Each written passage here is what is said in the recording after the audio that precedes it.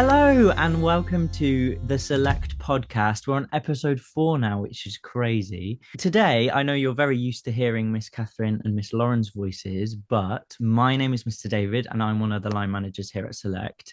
And not only myself is here, all 4 of us, the 4 line managers at Select. So we have Miss Joanna, Miss Becki, and Mr. Mikey. And today we're here to talk to you a bit about our festive recitals at Select.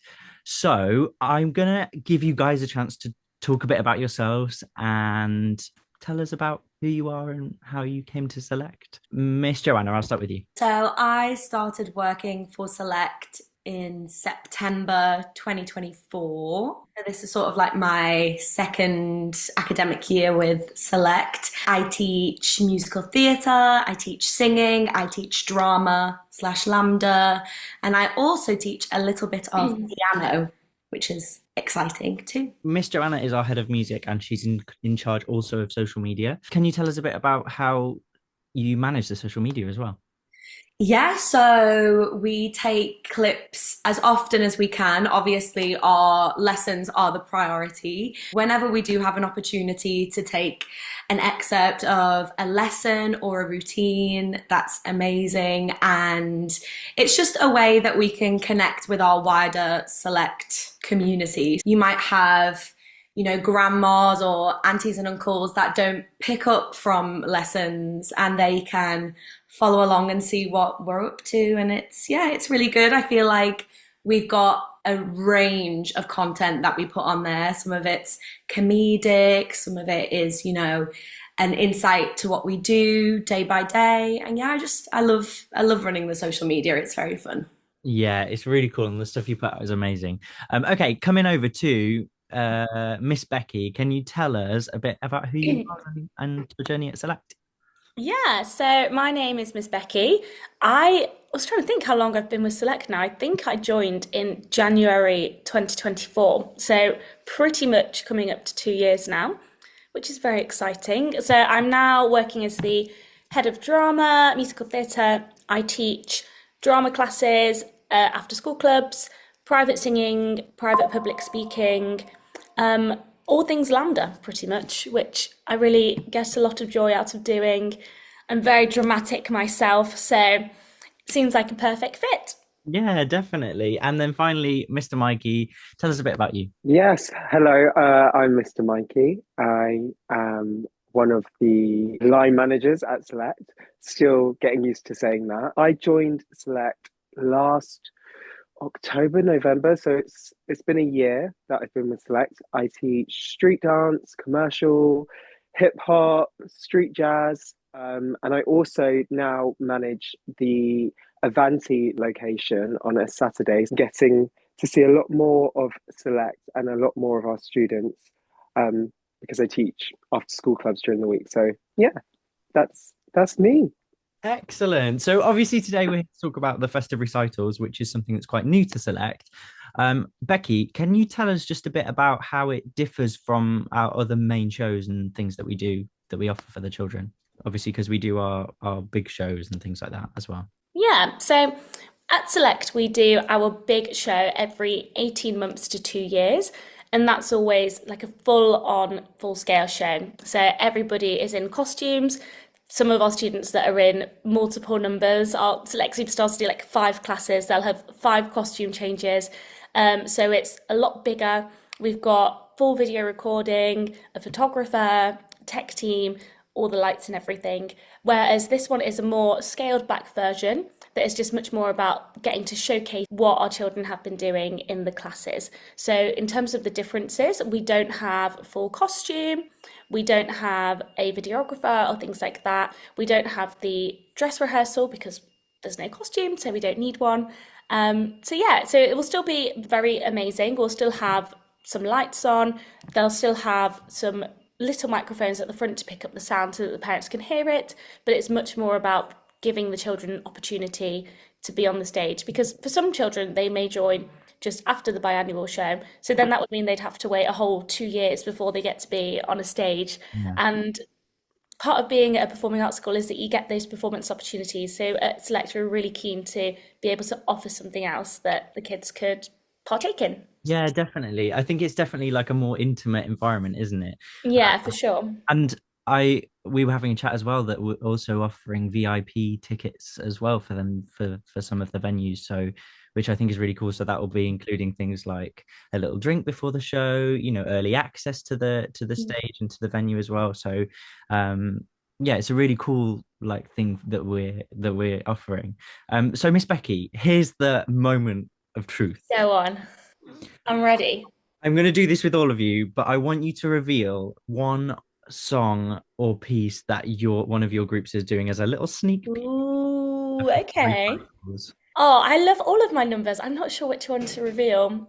I'm going to tell you about my Wednesday Glebe Hall class. Oh, So quite a lot of my classes are mainly drama. This is one that we have written, and it's a horrible histories theme, which is very fun. So think Henry VIII. We've got some of the theme tune in there. They get a real chance to be dramatic, play some different characters, and it's about them going on a historical adventure. Oh, very exciting. Amazing, Becky. I'm super excited to hear about that and watch it as well. So with the festive recitals, obviously it's a great opportunity, like you've mentioned, to perform and for children, Hmm. not just in our main school, but also in our after school clubs as well to perform.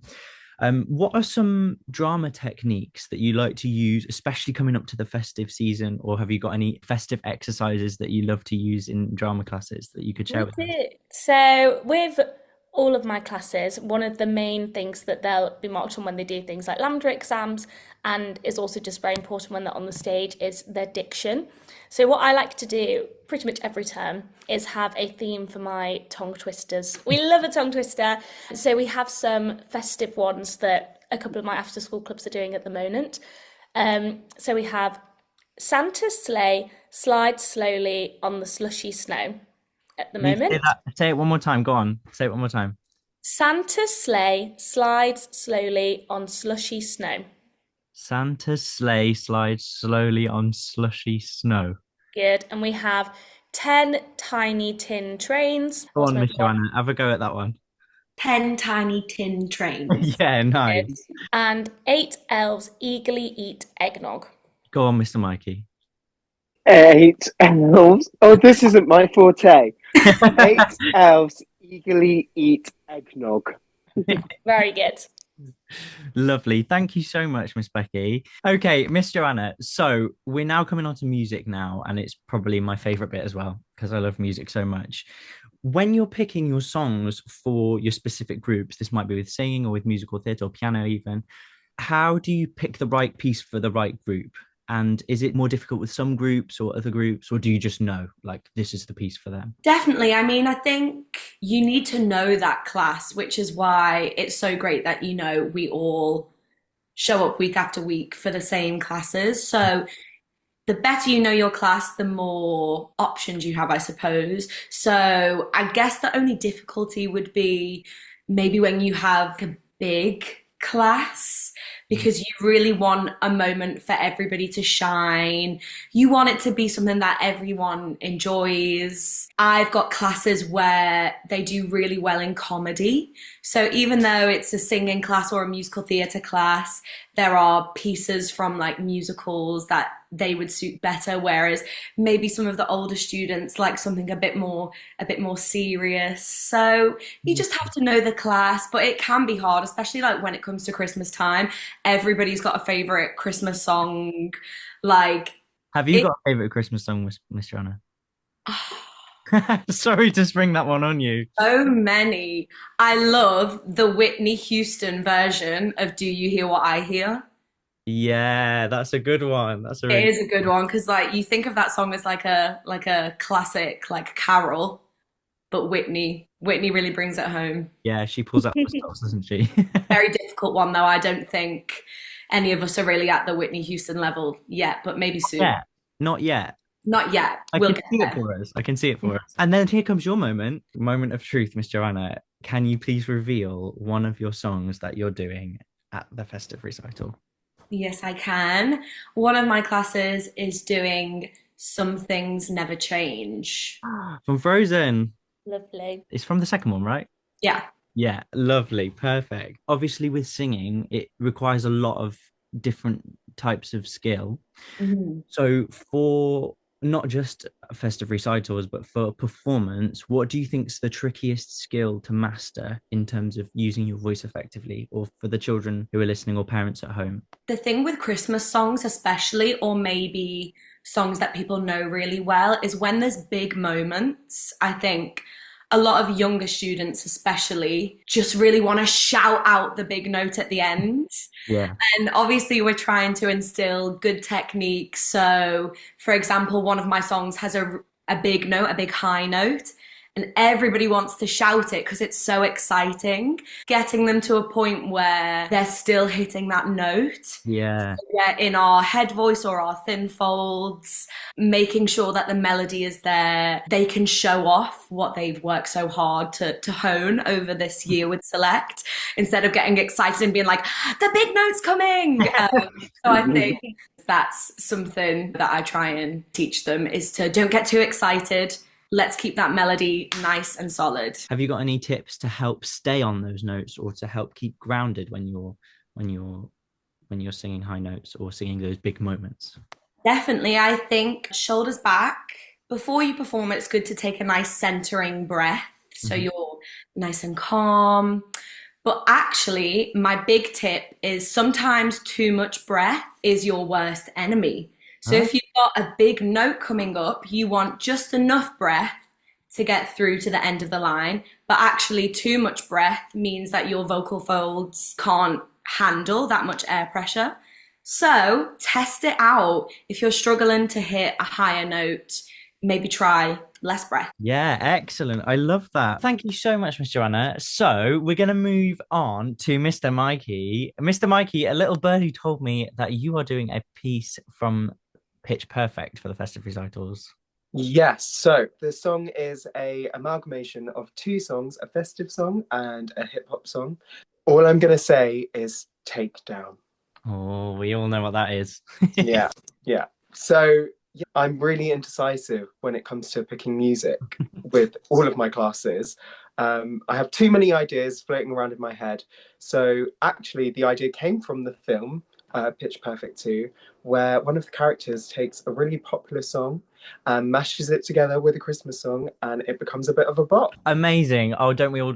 I think we all love K-pop Demon Hunters. I think we all. It's been played quite a lot, but we love it still. Yeah, we do. So obviously, when it comes to dancing, it's a different, obviously, techniques and different things that you're using from singing and drama, and it's obviously our most active state when we're performing as well, I would say, in terms of physically.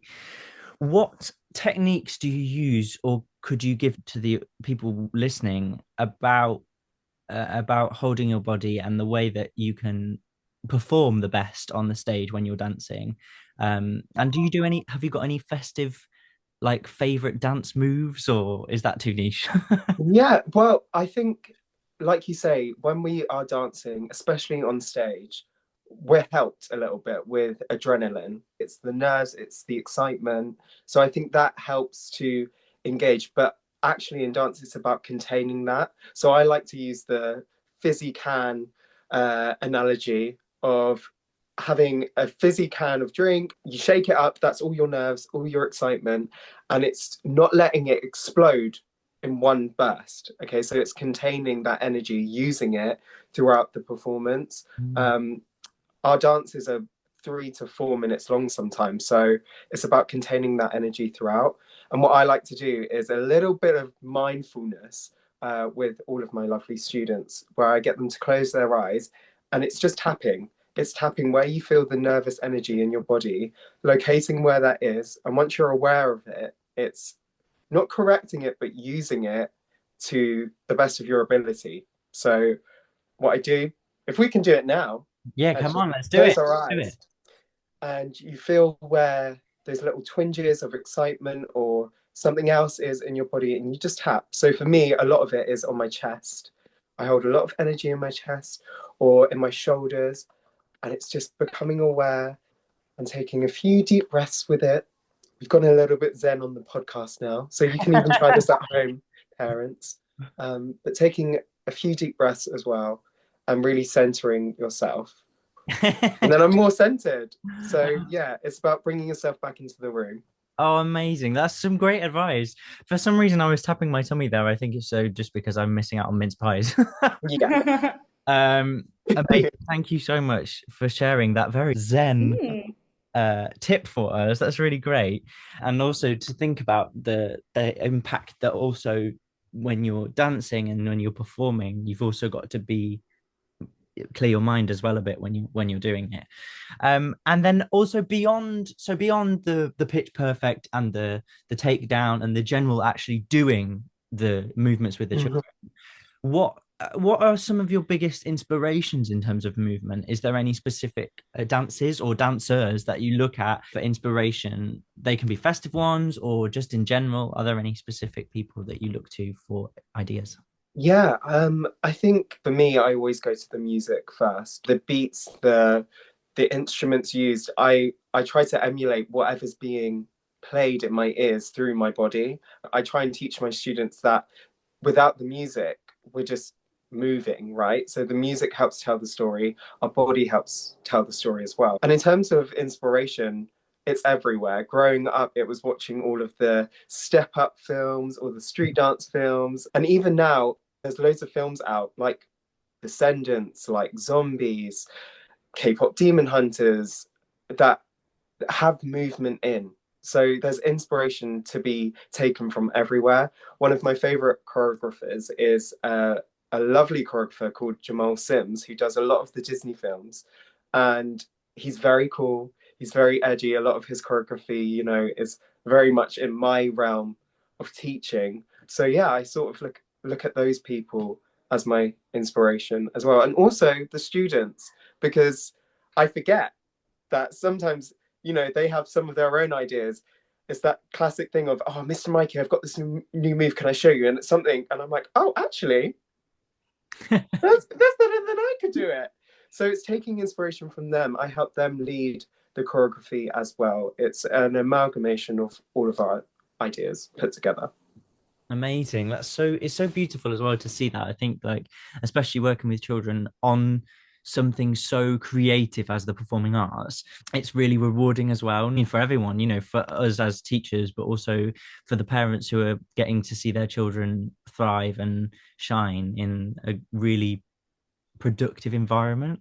And when I say productive, I mean it in terms of like obviously they're, you know, even from a really young age, their coordination, their ability to that, their imagination, their creative skills, their engagement in groups and teamwork and things like that. So it really helps build that. So now moving on to probably my favorite bit of the podcast, I want to ask each of you, what is your favorite Christmas memory?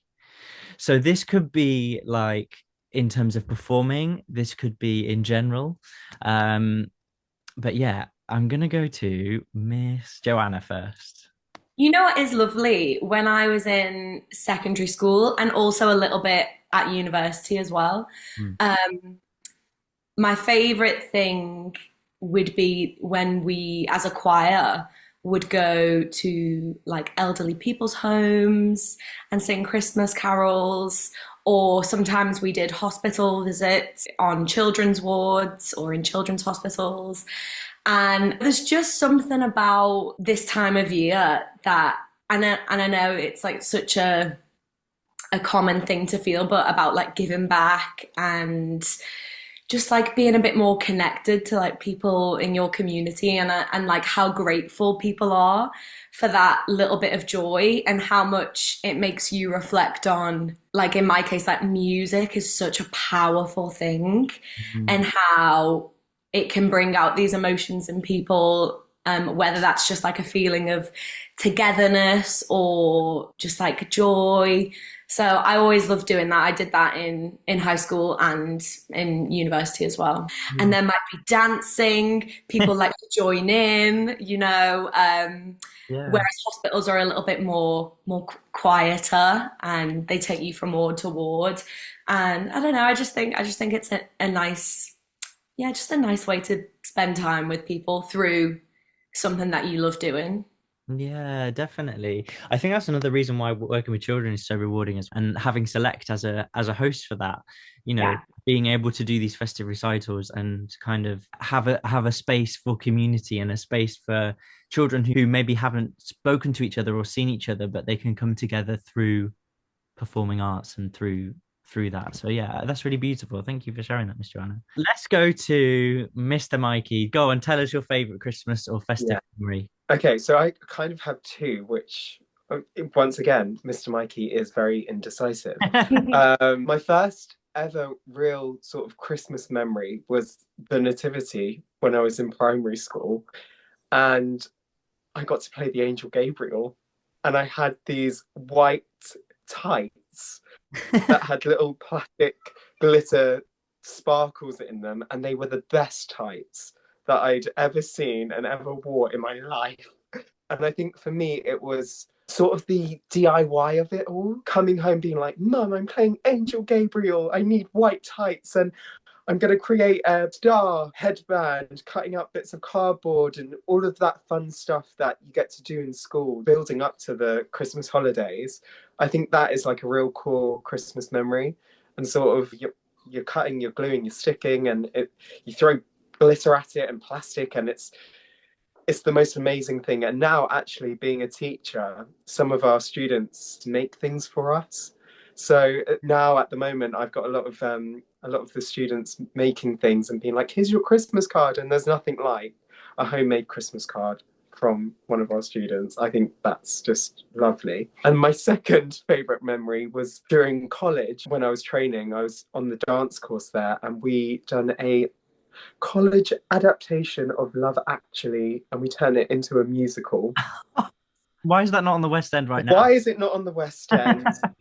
One of my favourite dances in that was, this is a little bit heartbreaking for the parents if they know, but we done Joni Mitchell's song that gets played when Emma Thompson opens up the necklace.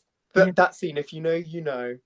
And it was a contemporary dance, and I just remember doing it, and I was like, oh, if Emma Thompson could see us doing this, we're bringing justice for Emma Thompson. And I remember looking out into the audience, and there were floods of tears, and then realizing that we were doing Love Actually the musical. So actually it wasn't that sad, but yeah, that's one of my favorite Christmas memories too. Oh, amazing. Yeah, it's always lovely as well. Like, I think DIY is it's a great thing. And it's also like, I remember when I was younger, we'd make like things for the tree. So like, you'd do like almost like origami stars to put on the trees and things like that. Mm-hmm. And also, this is another thing, like with Select, what I think is great is there are opportunities as well for being a bit creative and DIY and decorating and being creative. Obviously, we had our K-pop Demon Hunter workshops way back. When was it? October, I think. Yeah, October.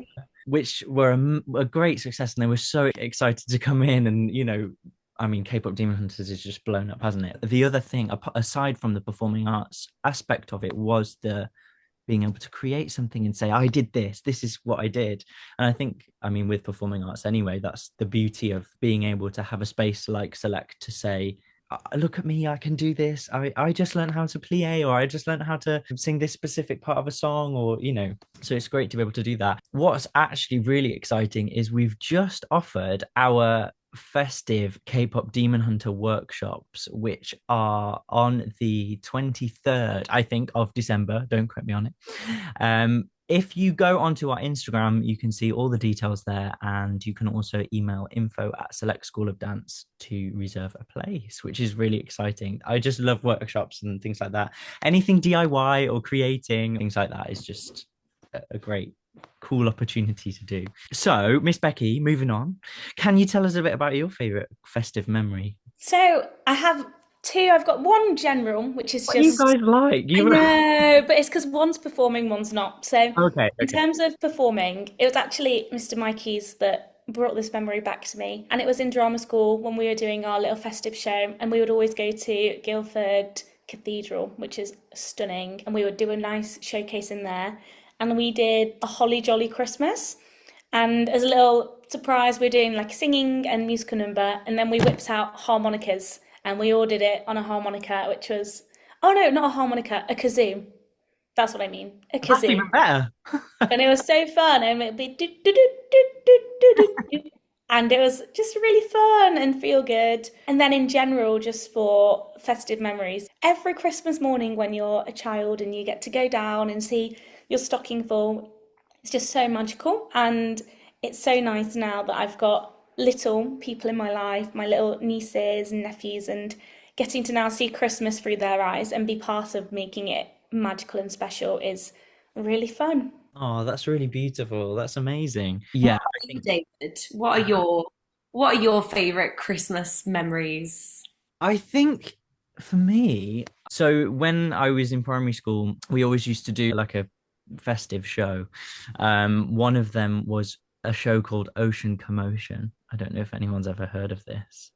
And it was a like an under the sea themed original musical that they released from somewhere, I don't know. I just remember we had to like audition and sing a little bit of a song. I was very like shy and the performing arts kid, but I was a bit nervous about it. And one of the main characters in it was the great white shark, and he was like the big bad man of the ocean. I remember going in thinking, oh, I'd really love to play that, but I don't know if I'd be able to do it. And then I got cast as that part, and I just remember being able to be on the stage and play that specific role or do that specific thing. So yeah, I think for me it would be that. It would be being able to be somebody else for a day, different people and different characters, and do that thing, which is I guess why we love doing performing, right? Because we can dress up as a different character and express ourselves in a different way. So yeah, that's what I would say for mine. So guys, we're getting to the end of the podcast. Is there any final words of advice for any children during the festive holidays that want to get themselves involved more with, it could be being creative, it could be performing or anything like that? I would say, especially during this time, there's a lot of opportunity to celebrate being around family. It's that one time of year where if you come from a big family, for example, you all sort of get together, or you go out into the community and you're around markets and Christmas dates and all of that stuff. I would say revel in that and sort of take every opportunity to be around those people. And if it is, Christmas Eve and you've got your whole family in your living room, that is your chance. I did it as a child. That living room is your stage, okay? Your best audience members are always going to be your family and your friends, because they are the people who are always going to cheer you on. So I would say, yeah, enjoy being around family and being off school for those 2 weeks as well, because that's nice too. Yeah, definitely. I don't think I can top that. I think Mikey's just summarised it so perfectly. Maybe just that Christmas and December feels like a very magical time. And I think that in performance, the magic happens outside of your comfort zone. So even though Christmas is a time for getting in your cozy pajamas and sitting by the fire and we're all nice and comfortable, I think if you are presented with an opportunity, whether that's something, like a formal performance opportunity, or if it is just performing in your pajamas for your cousins and aunties and uncles, just if it's outside of your comfort zone, I would just encourage you just to do it. Yeah, Because who knows what could happen. very true. Amazing. So thank you so much for joining us today, guys. It's been an absolute pleasure to have you on here. And we've got lots more content coming up in the new year as well. You can follow us on Instagram, Select School of Performing Arts, and also on TikTok right now, Joanna. It's at Select School of PA. But I'll link everything at the end of the video as well as in the description as well. So thank you so much for joining us today, and we will see you in the next one. Thank you. Merry Christmas. Woo! And to all, good night. Hey guys, it's Mr. David here. Thank you so much for listening to this episode of the Select School of Performing Arts podcast. Be sure to check us out on YouTube and subscribe, and you can also find us on social media at Select School of Performing Arts.